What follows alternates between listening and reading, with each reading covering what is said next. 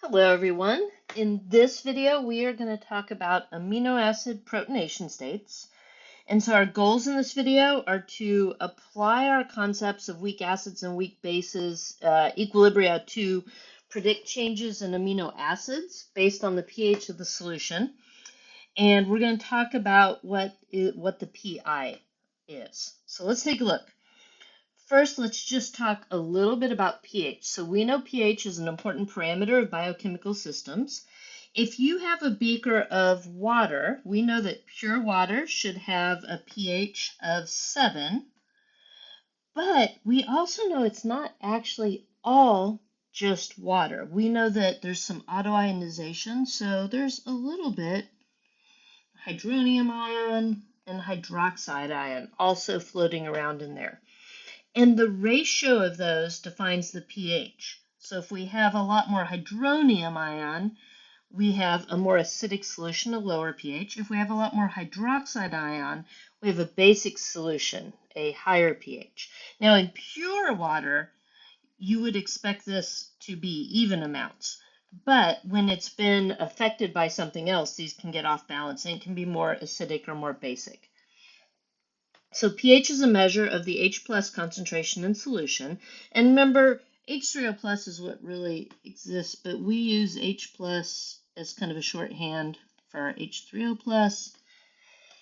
And it turns out that controlling pH is a crucial function in biological systems. Like we are really susceptible to changes in pH.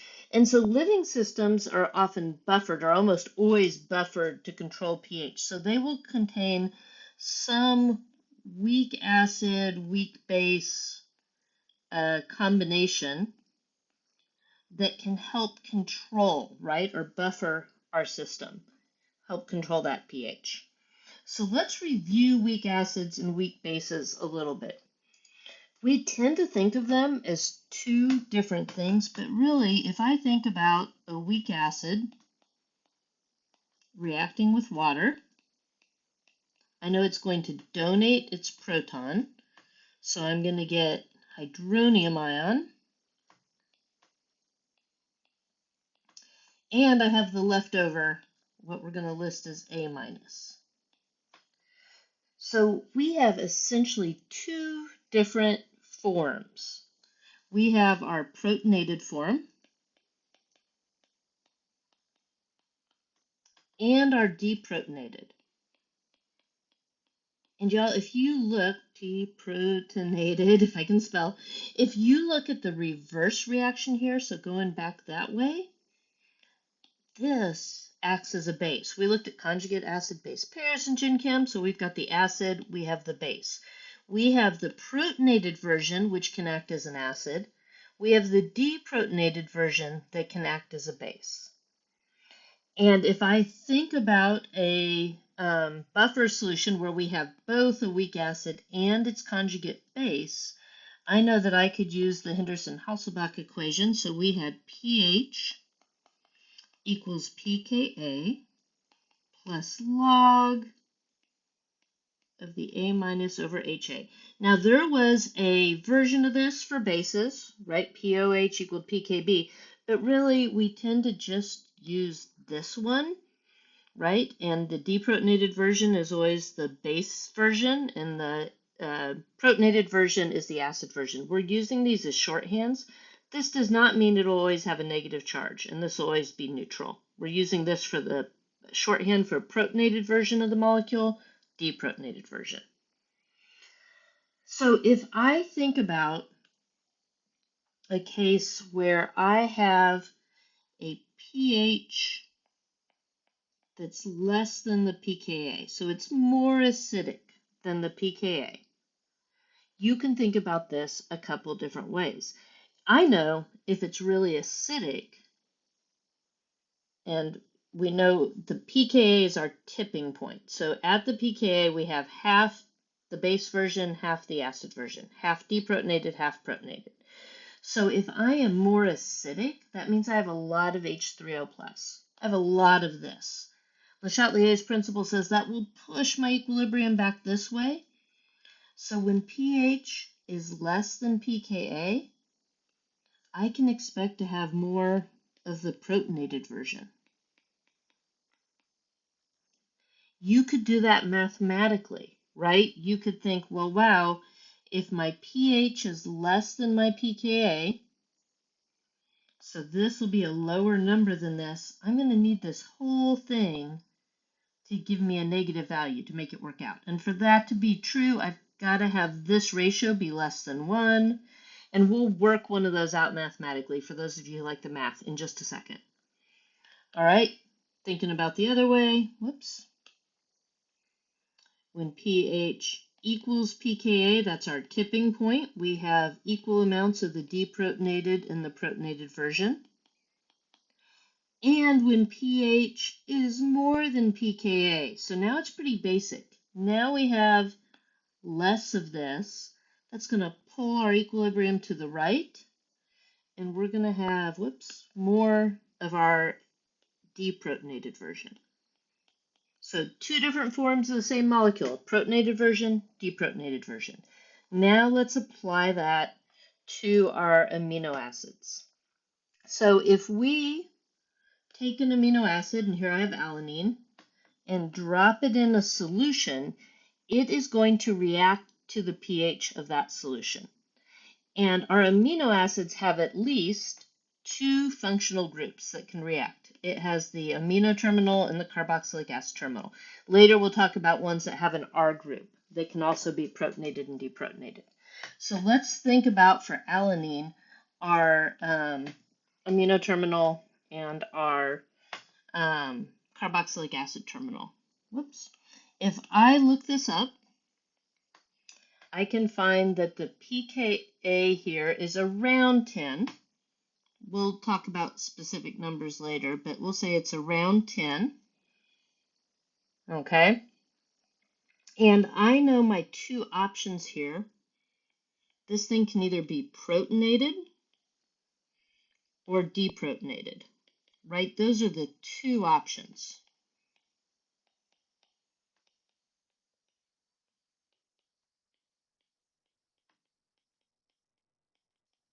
And if I look at my carboxylic acid terminal, I know that this has, because I looked it up, let's say it has a pKa around 2. And again, it can be protonated or deprotonated. Okay? So notice, first of all, that protonated does not always mean positively charged. Protonated, depending what it is, could be neutral. The deprotonated is always one lower in charge. So we went from +1 to 0. We went from 0 to -1. We're going to think about these two separately to see what happens when we drop this into a solution. And for now, let's talk about a solution that has pH of 7. So what happens when I drop alanine into a solution with pH of 7? I'm just going to do that in a different color because we're going to keep track of things with color here. So looking at the amino terminal, I know pH is 7.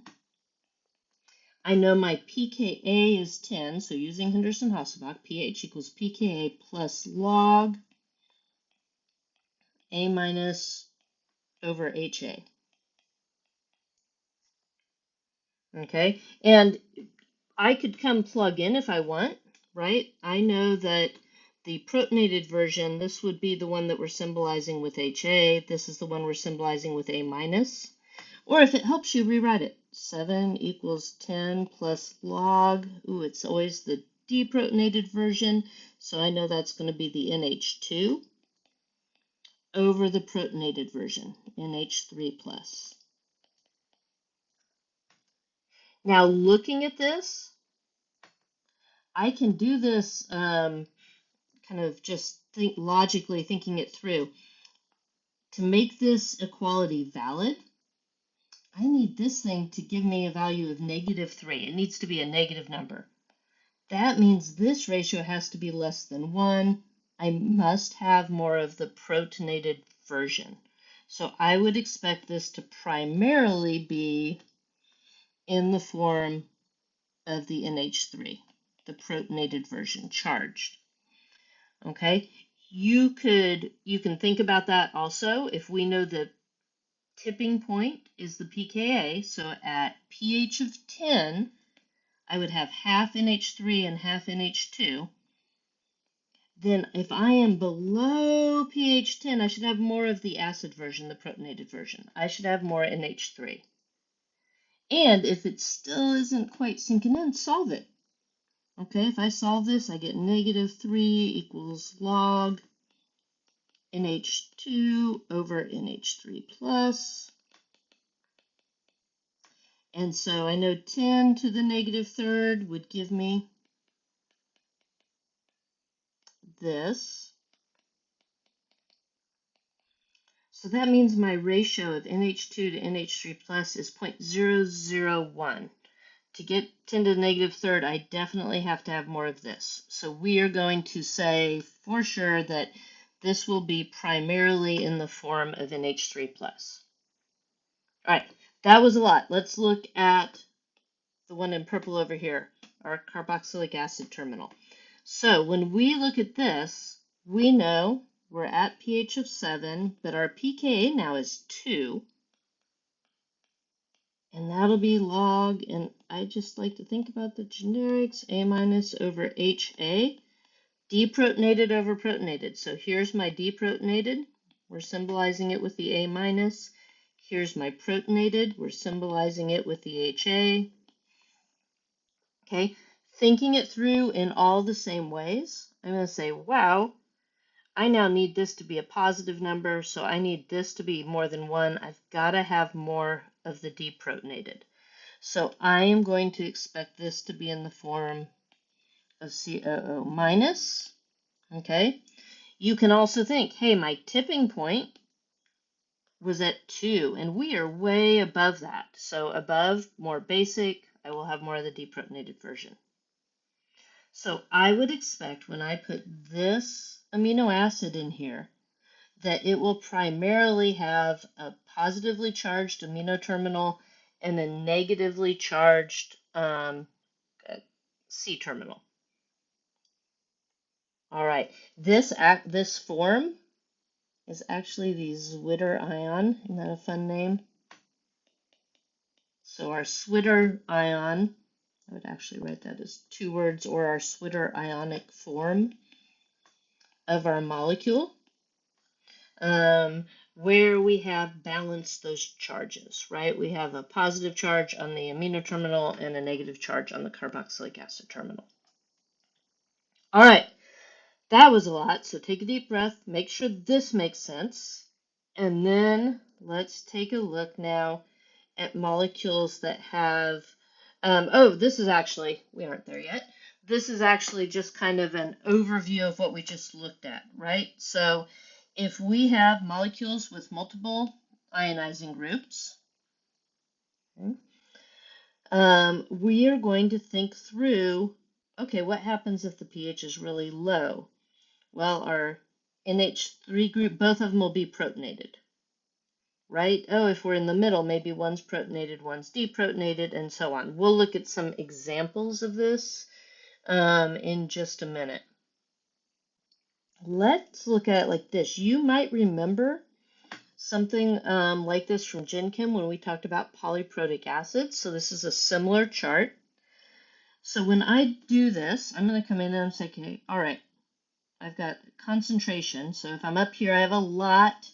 If I'm down here, I have a little. And then here's my pH. And I'm going to start by coming in and marking my pKa values if I was drawing this. So here would be one of my pKa values.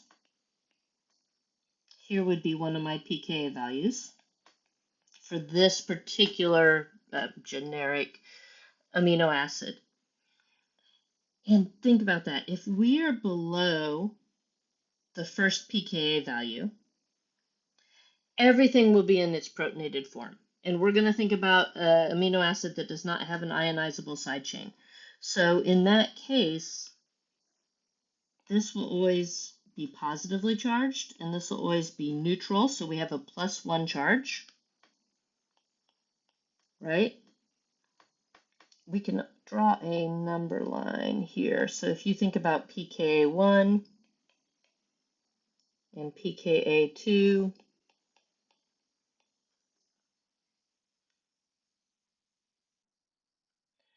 below pKa1, everything will be ionized, and for this particular one, it turns out that's +1. And then we see as we increase the pH, so again, our amino acid is not causing the increase in pH, it's just reacting to its environment. So as we increase the pH, we get closer and closer to its pKa, and so we start getting to that 50-50 mix, where it gives away that first proton. So as the amount of the protonated version goes down, the amount of the deprotonated version goes up. And we're only looking at the functional group for this pKa. The other one, we're still way below its pKa. So we get up here, here's our Switter ion, because we have a neutral charge, a positive and negative. But then as we start increasing the pH even more, we get closer to the pKa for this one. And we see it start to give away that proton. And so the concentration of our Switter ion goes down, while the concentration of our fully deprotonated one goes up. And if we plug in our charges, we know this one's 0, and now this one would be -1. Okay, so that's kind of our picture there. We're going to define the idea of isoelectric point, and it's simply the pH, which the average charge on the molecule is 0. For a simple molecule, a good estimate of the pH is the average of the two values that surround the isoelectric species. Isoelectric meaning, again, the point at which the molecule is neutral. That will not be just any two pKa values. So we're going to look at that for things with ionizable side chains. But look up here. So here is my molecule that has a net neutral charge.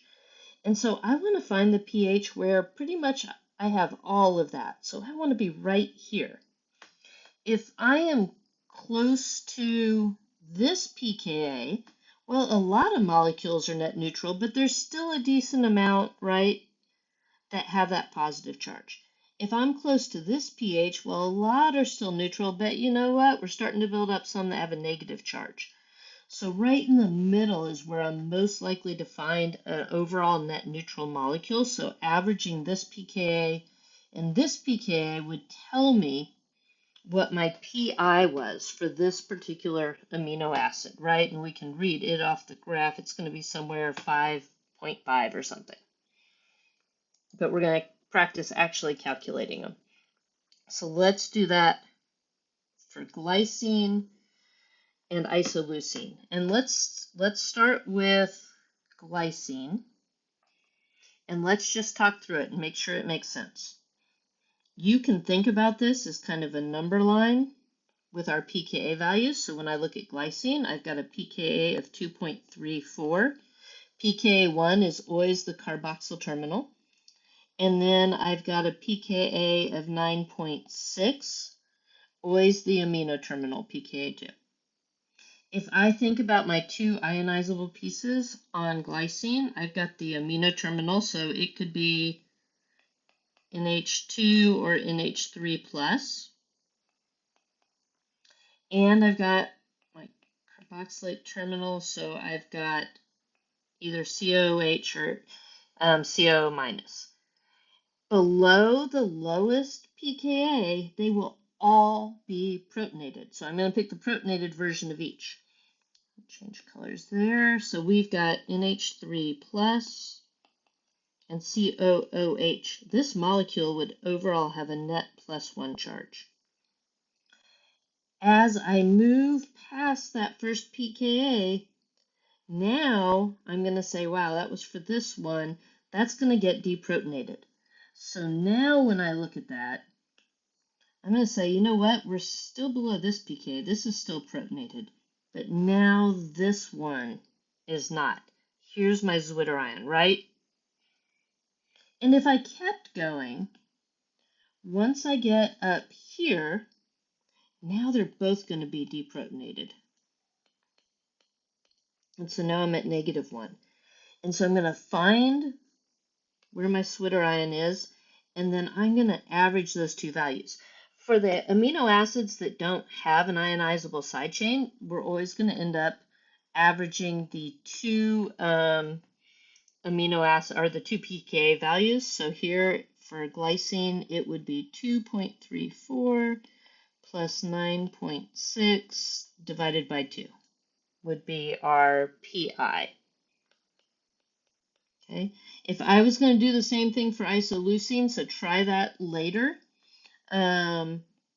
But I'm going to average its values, so it would be 2.36 plus 9.68 divided by 2. All right, I'm going to leave that for you to try.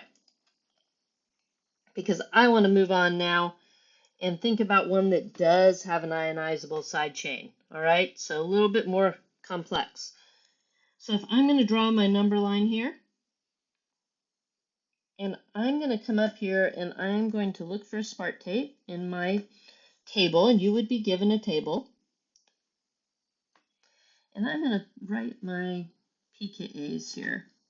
So 2.09 was 1, 3.86 was 1, 9.82 was 1.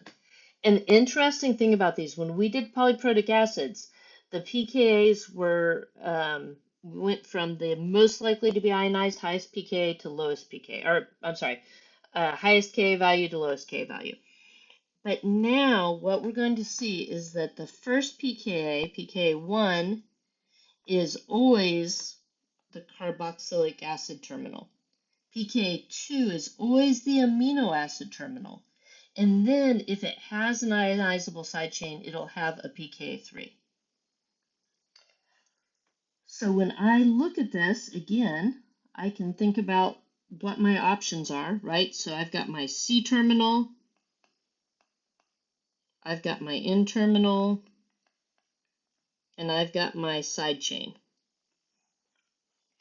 Below 2.09, below the first pKa, everything will be in its ionized form. So when I look at that, I'm going to say, my C terminal, that means it would be COOH.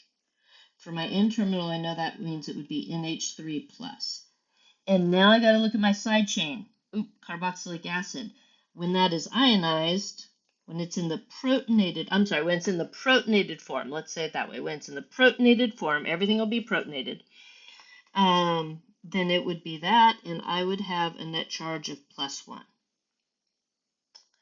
As I move past 2.09, so now when I'm looking in this area, I'm going to come up here, I'm going to say, that was the C terminal. So now I'm going to find that the C terminal will have deprotonated, but nothing else has changed. So now I look and, hey, y'all, there's my zwitterion, right? I have a net charge of 0. We found our 2, so the 2 we should average to find where we have our zwitterion are these 2. But just for the purposes of thinking this through, let's keep going. When I go past 3.86, well, we're still above the C terminal, so it stays. Once it's deprotonated, it's going to stay deprotonated. But now this one deprotonates. But we're still below here, so this is still protonated. So we have -1. And finally, when I pass the 9.82 and I come up here, everything will be deprotonated. So now I'm at -2. But if I wanted to calculate my pi, I'm picking those 2 that surround my zwitterion, so 2.09 plus 3.86 divided by 2, and I got 2.98. So at 2.98, we expect that most of our molecules will have a neutral charge.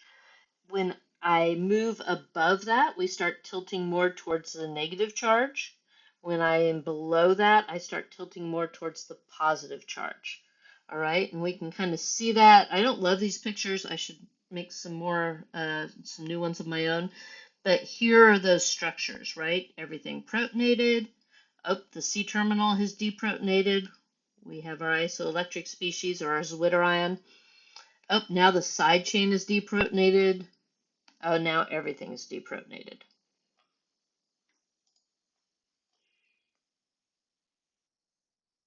All right, I got some practice questions for you.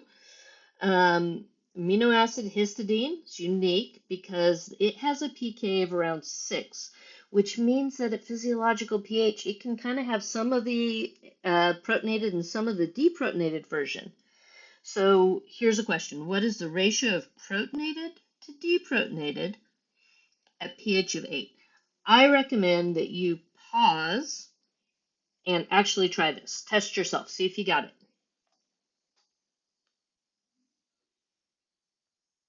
All right, I hope you really did that. You paused and tried it out. And when I look at this, I know my pH is 8, my pKa is 6, and then I'll have the deprotonated over the protonated version.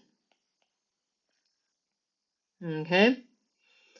And when I do this, I find out -2 equals log A minus over HA. And I find that that ratio is 10 to the -2. I was asked protonated to deprotonated. And so it turns out that we have 100 times more of the protonated, right? If I do the reciprocal here, I could say, 10 to the second equals HA over A minus, which is what I was looking for. And so what we're going to find is that we would have protonated to deprotonated.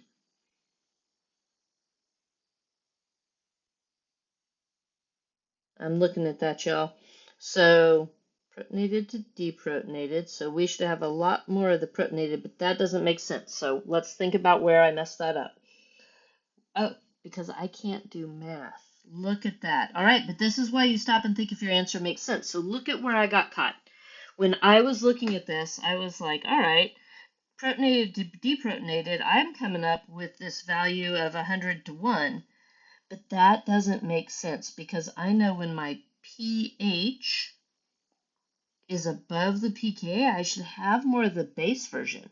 So I should have been able to come in here and right from the start say, you know what, I should not have either of these. I should definitely have more of the deprotonated version. Okay, and so that's where I caught my mistake.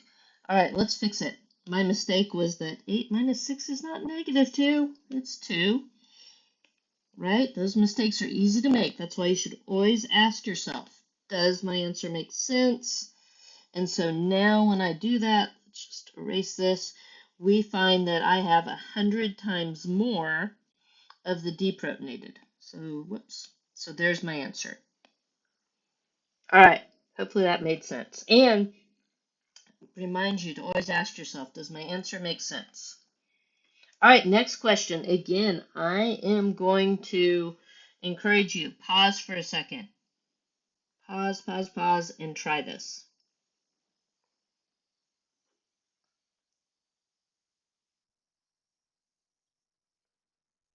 All right, so for alanine, hopefully you paused and tried this. I'm just going to make my number 9 here.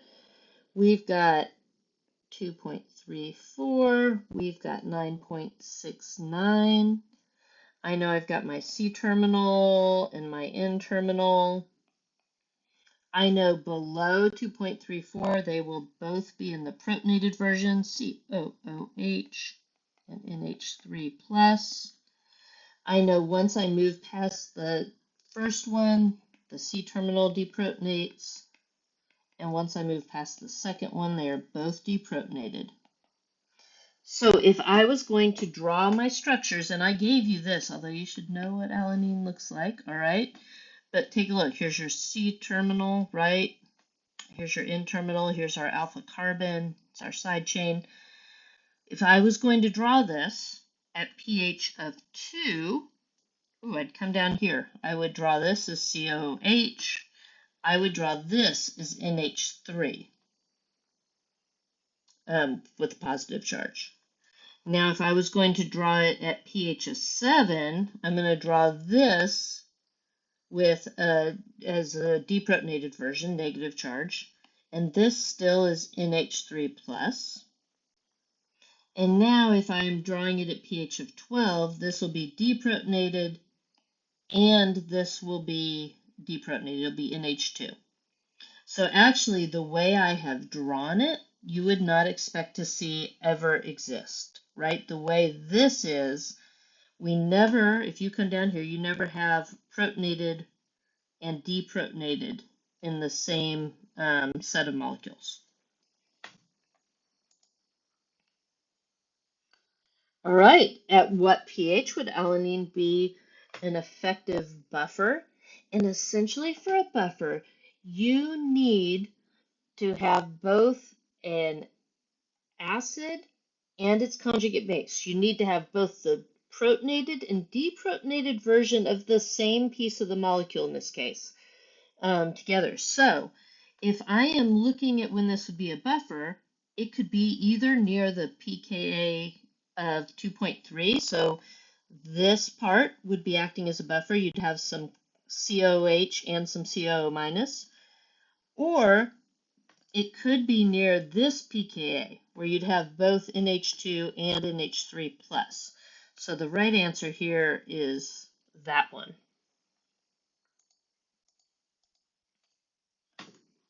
All right, we're just going to keep going with the questions. Again, I'm going to encourage you to pause and try it. This is a great chance to test yourself.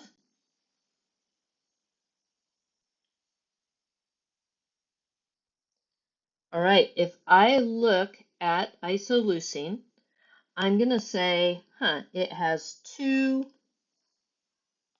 ionizable parts. It's got its C-terminal and it's got its N-terminal. And I would then need to go, and we have it right, oh, no we don't, isoleucine. So 2.36 and 9.68. So pKa of 2.36 and pKa of 9.68. And I want to know what the pH or the average charge will be at pH of 7.2. Right? And you could do this a lot of different ways. I tend to default to my number line because it just, I'm a visual person. I like seeing it. But you can start getting a little faster with your number line, right? You could be like, okay, so for my, let me just write that as C-terminal. So for my C-terminal and my N-terminal, they'll both be protonated before 2.36. So this would have a charge of 0, it'd be COH. This would have a charge of +1, be NH3 plus. Past that 2.36, this deprotonates. It has a -1 charge, but this is still positive. Past 9.68, still deprotonated, but now also deprotonated. And so I can see right here would be about 7.2, and I'm going to expect this to have a neutral charge, or charge of 0. All right, so you should be able to calculate the PI and figure out the charge on a molecule, on one of our amino acids, at whether it has a side chain, ionizable side chain, or no ionizable side chain. And so as we think about that now, on a whole protein molecule, it's going to have a ton of acidic and basic side chains. Now, the C-terminals and N-terminals suddenly are not as important because almost all of them are bound up in the peptide bonds as these things link together. We're going to look at this in a second. So really, then we just have to look at the side chains. And what we see is that if I drop, and this is just a random protein, so it would differ for different proteins, but if I drop a protein in a solution that has pH of 4, its side chains will react to that pH. So again, it's reacting to the pH of its surroundings. And at low pH, more and more of them are going to be protonated. Okay, for this particular one, it has a net charge of +6 at this really low pH. By the time we go up to pH of 5, we've bypassed some of those side chains pKa's, and now it really only has a +1. Okay, a lot of those have deprotonated, so our charge is going down. For this one, as we get up to, say, pH 9, now even more have deprotonated, and we've got a negative charge. So the pH of the solution will affect the overall charge on a protein molecule. So let's look at an example of figuring out the net charge of this short polypeptide. So as we look at this, okay, first let's just identify our peptide bonds. Our amino acids link kind of like Legos, so it's always the C-terminal of one to the N-terminal of the other. As we write these, we're always writing our peptides N-terminal to C-terminal, so I'm going to write the N-terminal on the left. So I can see N-terminal, alpha carbon, C-terminal. Oh, but now it's part of that peptide bond. All right, so if I wanted to come in here and just, there was the end of our first amino acid, but now it's bonded. N-terminal, alpha carbon, C-terminal. Oh, there's the end of my second. Where was it? There it was. My second amino acid that bonded, and then the end of my third amino acid, my fourth amino acid. And if I want to figure out the charge on this polypeptide at pH of 4.5, I am going to look at the things that are ionizable. Okay, so over here, I have my N-terminal. That could be either NH2 or NH3+. Then you're going to look at your individual side chains. You're going to say, ionizable? No, we don't expect this to donate or accept a proton. Oh, nope, just hydrogens. We don't have to worry about that side chain. Nope, don't have to worry about that side chain. Wow, again, we don't have to worry about that side chain or that side chain. So for this one, we're actually getting off easy because all we have to worry about is the two terminals, CO- or COOH. Now, I could go look up for these two particular amino acids, but it's going to turn out, y'all, that the C-terminal is always around 2, 2.5. If we look down here, right, 2.3. So the C-terminals are always in that 2 range. The N-terminals are almost always in the 9 range, sometimes 10, a couple times 8. But so at 4.5, at pH of 4.5, I will be below the pKa for the N-terminal, so I expect it to be in its protonated version. And I will be above the pKa for the C-terminal, so I expect it to be in its deprotonated version, and I would expect this to have a net neutral charge. You should be able to test yourself, go through and figure out what amino acids linked up to make this, right? So think about that for a second, and then you can check yourself. So we had tyrosine, we have glycine again, we've got phenylalanine, so this aromatic piece is really, really nonpolar.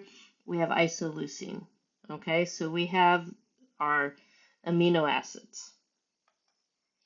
All right, we will always give you a chart like this for you to be able to do these calculations. So practice doing these calculations, and then we'll be looking at this even more.